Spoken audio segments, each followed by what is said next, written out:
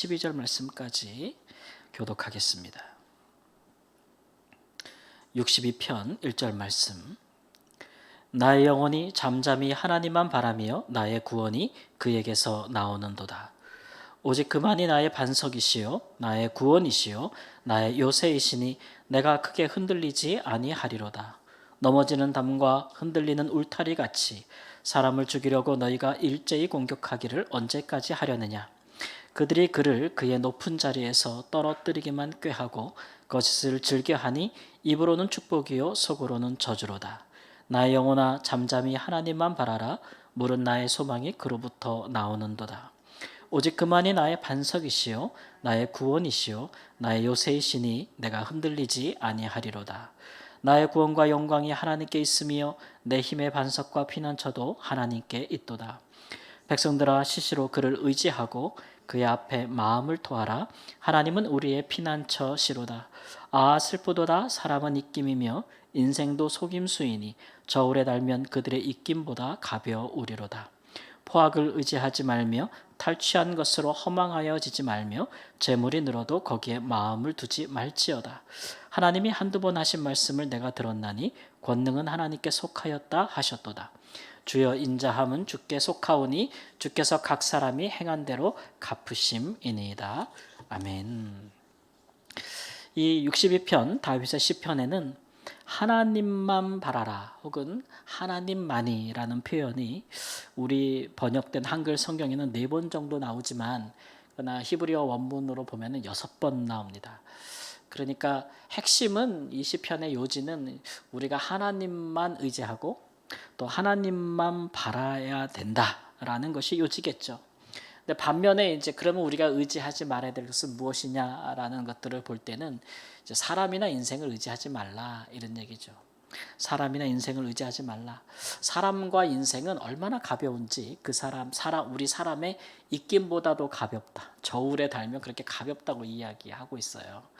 그러니까 사람이 우리에게 도움을 주고 또 사람이 우리를 흔들리지 않게 해주고 또 인생이 가지고 있는 그 어떤 것이 우리가 의지하면 혹은 그것을 가지면 우리를 정말 영원히 안정되게 또는 축복 속에 살게 해줄 것 같지만 3절 말씀 보면 넘어지는 담과 흔들리는 울타리 같다 이런 얘기죠.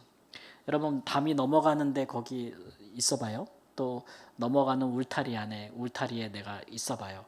안전하지 않지 않습니까? 보기에는 그런 것들은 절대 무너지지 말아야 될 것들이잖아요. 근데 그런 것들이 무너지게 되면은 그 안에 있는 사람은 안전하지 않지요. 그러니까 그런 것이 바로 사람을 의지하는 것이다 이렇게 이야기를 하고 있습니다.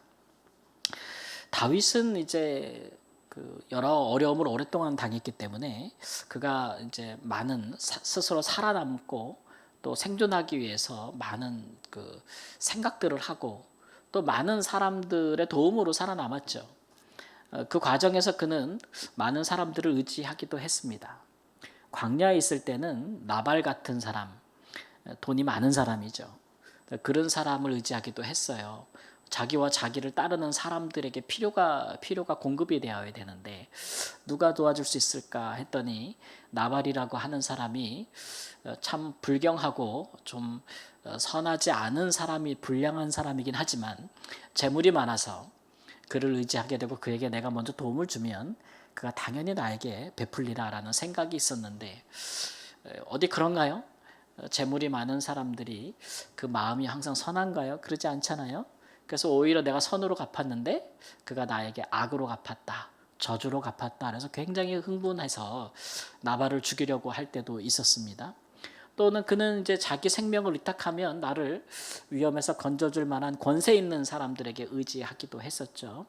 권세 있는 다른 블레셋에 있는 왕들이라든지 그런 사람들 혹은 자기의 고향인 유다 지파의 사람들이라든지 이런 사람들을 의지하면 자기가 안전할 거라고 생각했지만 오히려 그런 사람들이 다윗을 속이고 거짓말로 또 그를 또 배반하고 또 그렇게 그를 흔들고 이런 일들이 너무 많았기 때문에 다윗은 그런 경우를 통해서 나중에는 이제 그 한평생 함께 오랫동안 전쟁을 누볐던 요압 같은 사촌 관계에 있었던 이 사람도 결국 다윗을 배반하잖아요. 심지어는 자기의 가족들 중에도 왕자들 중에서 난이 일어나서 그 아버지를 죽이고 왕좌를 차지하려고 하는 아들도 있었거든요.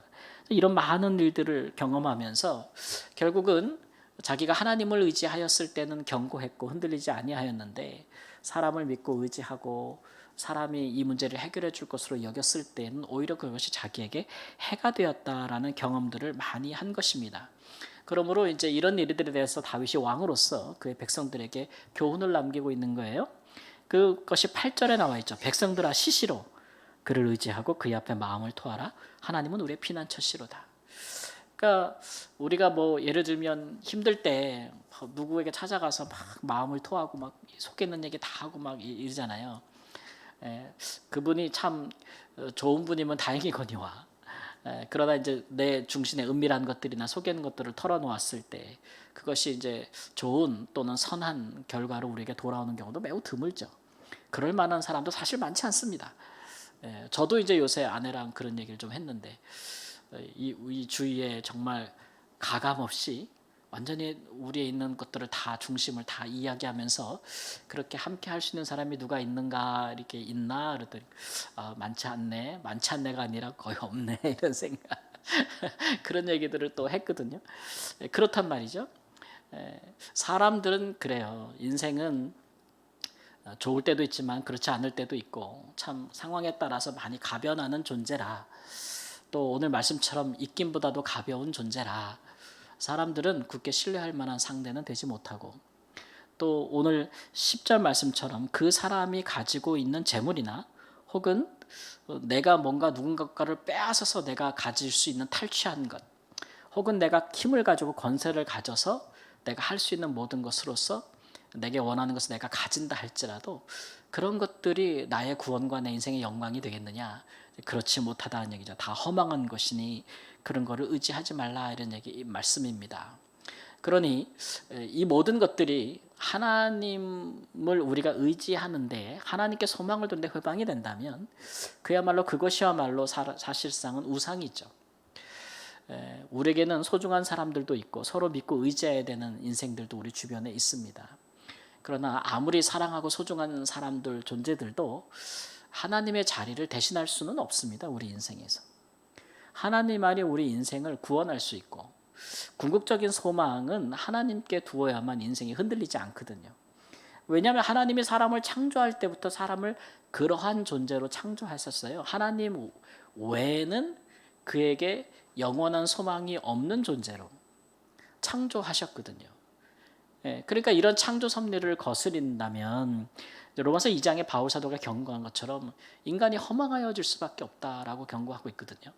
그러니까 우리가 사람이든 물질이든 그 무엇이든지 간에 하나님보다 더 우리가 그를 의지하고 신뢰하고 거기를 소망을 둔다면 그것은 우리에게 우상이 될 것이고 우리가 분명히 아는 것은 하나님은 우상과 싸우십니다.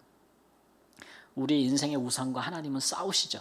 하나님이 우리 인생의 우상을 제거하려 하시는 것은 성경에서는 질투하는 하나님이다라고 표현은 했지만 사실 그것은 우리가 우상을 버릴 때야만이 비로소 하나님께 소망을 두고 구원을 받을 수 있고 하나님이 인생에 주신 영광에 이를 수 있는 길이기 때문에 하나님이 우리를 위해 싸우시는 겁니다.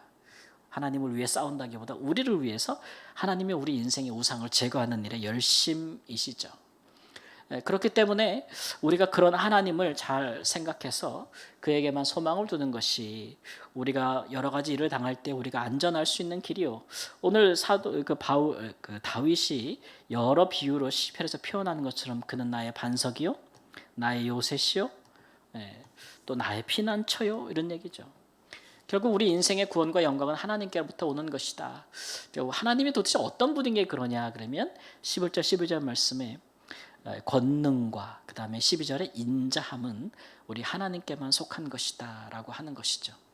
우리에게 구원을 가져다 주고 우리에게 인생의 영광을 회복시켜 주실 분은 하나님밖에 없다는 겁니다. 하나님 그럴 영광을 가지고 그럴 권능을 가지고 계시다. 뿐만 아니라 각 사람의 행한 대로 갚아 주심에도 불구하고 우리가 심은 대로 우리가 산 대로 우리가 다 받아야 한다면 우리는 영광을 누리지 못할 거예요. 근데 이제 우리를 향해서는 하나님의 인자하심이 있죠. 헤세드가 있어서 본래는 우리가 행한 대로 다 갚아주시는 것인데, 그러나 하나님의 인자하심이 있는 거로 우리가 하나님께서 우리에게 베푸시는 긍휼이 있어서 하나님께서 우리를 구원하기도 하신다. 또 우리에게 영광도 주신다. 다 그의 것을 우리에게 주시는 거 아니겠습니까? 그러니까 우리가 이런 하나님을 믿고 의지하는 것이 우리 인생의 진정한 축복이다, 이런 얘기죠. 사람들은 입으로는 축복을 얘기하지만 속으로는 저주하는 그런, 우리가 살면서 우리 인생에서 이렇게 사람에게 뒤통수 맞아보고 실망해보지 않고서는 이 시편이 공감될 리가 없습니다. 또 그렇게 힘있고 또 부하고 또 권세가 있고 능력 있는 사람 딱 붙어서 그 사람으로 인해서 내 인생이 달라질 것이다, 내 인생이 영광을 누리게 될 것이다 라고 그 줄에 서고 그 동아줄에 매달려 봐도 사실 그게 그 인생이 우리에게 구원과 영광을 주는 게 아니라는 것을 알 때에야 비로소 우리 믿는 사람들이 하나님께만 소망을 두고 가야겠다라는 생각을 할 수 있는 것이죠. 하나님과 함께 가는 길은 하나님의 인자와 권능이 우리를 호위하시는 길이고, 또 그것이 비록 우리를 이제 훈련하는 면에서 어떤 부분에 대해서 하나님을 믿는 부분에 관하여 시험하여 우리가 좀 어렵고 고난을 당하는 어려움은 있으나 결과가 좋기 때문에, 아무리 달콤해 보이고 평안해 보이고 동아줄 붙잡고 그렇게 가면 좋은 것이 올 것 같아도 결과가 허망하고 결과가 저주에 가까운 것보다는 가는 과정이 좀 어렵고 힘든 것 같아도 하나님이 우리를 떠나지 않고 함께하고 그 마지막이 영화로운 것이 더 낫지 않겠습니까? 그래서 그런 부분에서 우리가 사람에게 실망할 때 모든 것이 다 끝났고 또 사람에게 배신당하고 또 세상에서 우리가 붙잡고 의지할 것이 없으면 인생이 다 쪽난 것 같은, 오늘 그 뉴스 봤더니 우리나라 10대부터 40대까지 사망 1위가 뭔지 아십니까, 여러분? 예전에는 10대부터 30대까지 사망 1위가 자살이었고 40대는 암이었거든요. 근데 40대까지 자살이 1위예요. 그래서 전문가들은 이런 통계들을 아주 정말 심중히 보고 있어요. 그러니까 특별히 40대는 인생의 한창 시기 아닙니까? 반대하는 분도 있겠죠. 인생의 한창 시기 왜 40대냐? 20대지, 30대지 막 그럴 수 있는데 40대가 이제 한 나라나 공동체의 어떤 허리 역할을 감당하는데, 그 중추 역할을 하는 사람들의 자살률이 굉장히 증가하고 있고 사망의 1위다라고 하는 것은 우리 사회가 굉장히 심각한 수준에 있고 사람들이 굉장히 허망함과 절망을 느끼고 있다라는 것에 대한 또 하나의 반증이라는 어떤 알람이 울리고 있는 거잖아요. 알람이 울리고 있는 것이다.